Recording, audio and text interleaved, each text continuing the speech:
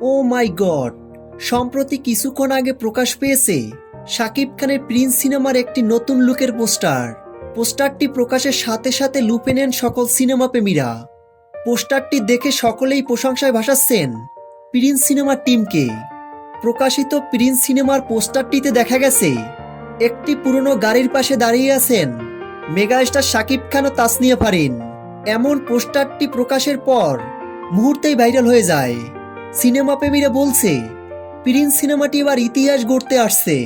পরপর প্রিন্স সিনেমার যে কয়টি পোস্টার প্রকাশ পেয়েছে সবগুলো পোস্টার ইউনিক।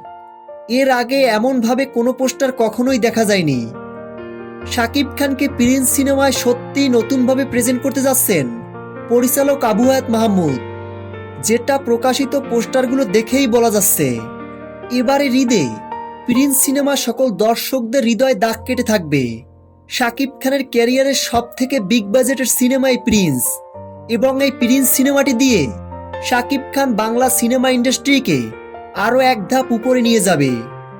তো ভিউয়ার্স, শাকিব খানের প্রকাশিত প্রিন্স সিনেমার এই নতুন লুকের পোস্টারটি কেমন লেগেছে আপনাদের কাছে? ভিডিওর নিচে কমেন্ট করে জানাতে ভুলবেন না। প্রিন্স সিনেমার সকল আপডেট ভিডিও সবার আগে পেতে চ্যানেলটি সাবস্ক্রাইব করে আমাদের পাশে থাকুন।